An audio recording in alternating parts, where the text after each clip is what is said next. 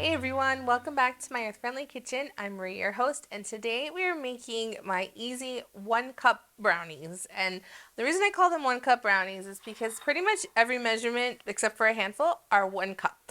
And so that just makes them very easy and very good to follow, and a quick recipe that we're making. So we're making brownies today because it is my daughter's birthday, and just something a little fun for her. We're gonna have a party tomorrow with like cake and stuff, but not tomorrow, the next couple of days from now. And we just wanted to have something cute for her to have tonight. So I'm just pushing some butter in here because we're gonna melt this down. This is 1 cup of butter. Okay, so half a cup for each stick, and we're just gonna melt it into, put it in the microwave here until it's nice and liquidy. And then I've also already preheated the oven to about 350 degrees, not about, exactly 350 degrees Fahrenheit.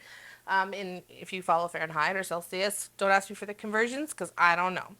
But so that's already preheated, and then once we get everything ready, it's literally just put it in the bowl, mix it, pour it, bake it. It's very simple today, guys. But we like simple. We like easy recipes that, don't make a lot of fuss sometimes around here. So we're going to add 1 cup of white sugar, okay? And then we're going to do 1 cup of brown sugar. Now, guys, can you tell the difference? What happened here? This dark and light situation here. I was trying to, organize my pantry, essentially, and emptying out bags. And before I knew it, I was putting light sugar in with my brown sugar. I mean, who am I? What am I doing? It's not that big of a deal. The difference between light and brown sugar is actually the level of molasses that the sugar is mixed with. But, the darker it is, the more molasses there is. But either way, you could do light or dark here, whatever you've got in your pantry for these brownies. So it doesn't really matter. So, all right. So you want to pack it in. It's always packed brown sugar. Some things are loose. Some things, sometimes it calls for loose. But this recipe is 1 cup of packed brown sugar. Now we'll get our butter. This should be ready now. Be careful when you take this out. It's probably going to be hot. And you'll take this and you're just going to mix it in right into your sugar. Just like that. And it's going to start to melt it a little bit, and you're going to just start whipping it up. Now, if you don't have a mixer, just use a hand mixer, or you could use a whisk. Whatever's easiest for you. Whatever you got. You don't need fancy equipment. This is just, what I've decided to use today. But you want to just kind of get it a nice, good whisk in there. And then we're also going to do 4 eggs in this dish. And the eggs is what kind of gives it the nice, kind of dense, chewy consistency along with the sugar. So I know 4 eggs is a little rich for these days with the egg prices, but it's worth it. I promise. It is worth it. We actually were able to get a nice 18 count on sale the other day, which is like, gotta take it, Gotta take it where you can. And then I put them in this bowl first because if I crack it in here and we get shell in there, it's just harder to get out, right? And so I just want to make sure that, we don't get any shell in our mix. So look at how gooey that looks already. All right. Pour those right in. We're going to start to mix those up as well. And you don't want to overwork when you add the flour in. Just, if you are using a mixer like this, just be careful when we get to that point of adding the flour. The more you work it, the denser it will be. Okay?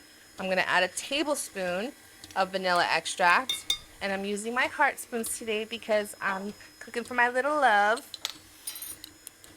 And then once that's all nice and combined, we're going to add our 1 cup of flour.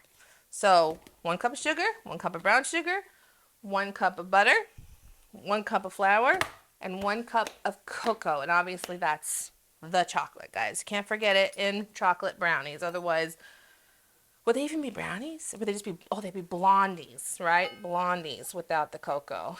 So then you would probably do 2 cups of flour instead. All right, and the flour, you're gonna do loose. You're not gonna wanna pack that in. You're gonna have a loose 1 cup of flour. For that, same thing for your cocoa powder. Now this is just regular baking cocoa, unsweetened. Obviously, you know, we put a lot of sugar in already.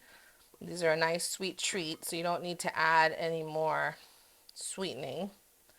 Okay, all right. 1 cup of cocoa, and then we're gonna add a teaspoon of salt. Now salt is actually very important when you are baking sweet things. You know, you would think, oh, why am I adding salt to a sweet treat? But salt actually enhances the sweetness, and it flavors your whatever it is that you're making that much brighter and that much more in depth of flavor. So it's really actually very important to get salt in there. Don't forget it. It's a super, super important part of baking any sweet dish. All right. So like I said, we're not going to overwork this because we are going to add, in addition to our cocoa, some chips. Some nice, oh my God, look how gooey that looks already. That's like picture perfect worthy. We'll slow it down and make it look sexy. So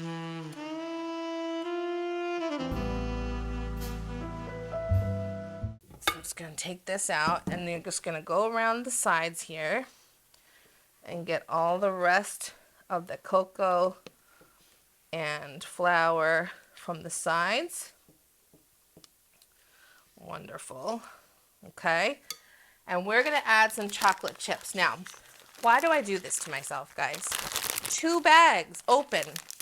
I don't need 2 bags open. Why are there 2 bags open? Why don't I finish a bag and then start a new one? I must have thought I finished it and then decided to open it for something else, and whatever. Either way, we're opening. They were using them all today. So we're going to add about a 1/2 cup or so of mini chocolate chips on the inside. Now I'm using the dairy-free so that I can enjoy them too. So everything else is otherwise dairy-free. I use dairy-free butter for that. And you're not going to whisk or beat these in, right? Because then they'll break up. I'm just going to fold them in. But they are going to melt and just add a level of like gooiness and deliciousness into your brownies. Okay? Any chocolate chips. You can use regular chocolate chips if you're not dairy-free. Just use regular ones. That's fine. Like I said, use what you got or what you need. Okay? And now I'm going to use this brownie tin. Now, this I got from Pampered Chef, but you can find them, you know, pretty much anywhere now. And why I love this specific brownie tin as opposed to putting it in like a 9x13 or an 8x8, because this way you get brownie edges on every single piece. Whereas like, you know, with a big dish, you have the brownie edges, which everybody loves and everybody wants, right? Only on some of the pieces or half of the pieces. This way, it's more bite for everyone. Remember when we used to make goodies for John's dad, may he rest in peace, that he loved this type of dish because he loved those edges whenever I would make him things like that. So, all right, so for this, we're going to fill them up about halfway, similar to how you would like a cupcake, because they will rise a little bit. Okay, and if I have any left over, you saw I have another dish standing by there.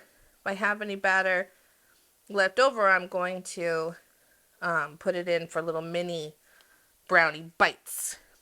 And then when these come out of the oven, before they're cooled, I'm going to toss some little cute little rainbow sprinkles for her birthday on them. So they'll be like, you know, cute birthday celebratory brownies. Okay. So just add it all in. Try to be as even as possible because then, you know, they'll cook evenly, right? Not just for aesthetics. It's always about the cook as well, just like we always say. But this is an important step to make sure that you don't have some brownies that are undercooked versus overcooked, you know, when you're doing your baking. Okay. I'm going to have a little bit left over. We're not going to get all the mini muffins added, but we'll get some of them in there. Okay, whoop. Don't worry, I will lick that off the counter. Not with my tongue. I'll lick with my finger. Calm down, not crazy. All right. So, just put this kind of guy, because he was a little bit slow. The best way to kind of shake it. All right, there we go. Add those edges in. I try to take this off the top because these guys on top will kind of burn, like, because they're so, it's just a thin layer like in between, and if they burn, they kind of give, I don't know, to me it's like possible changing the flavor of your things. So this way you get to see if any of your guys are a little bit uneven. So see, this guy needs a little bit more here. He's a little bit like halfway. So I'm going to add just a little bit more batter to him. Now this is the kind of batter you want to see, and this guy over here too. You want to see it to be nice and thick, not too runny, but spreadable like this. All right, there we go, nice and even. I know I advise against eating things with raw egg in it, guys, but I mean, how can you not help yourself? I'm just saying. All right, we're gonna pop these in our preheated oven at 350 degrees and let them bake. Okay, so we're gonna place them on our middle rack, and we're gonna set our timer. We're gonna start with 25 minutes. It is a little bit humid outside today because we had some rain last night, and it's on the warmish side. We're getting into spring. And then if we need to, we'll go an extra 5 minutes, but we'll check them with a toothpick to make sure it comes out clean. And once that happens, then we know that they're done. All right, so we'll see you in about 25-30 minutes. Bye. So it has been about 30 minutes, and I did check them at 25, but when I dipped my toothpick in, it was covered in chocolate, pretty much. So I knew it needed more time. So I put them in for the additional 5 minutes, and now they're coming out nice and clean. See? A little crumb like that is okay, but I'm telling you, it was like a smear of chocolate on the inside, and we don't want to see that. We want to see what we just got right now.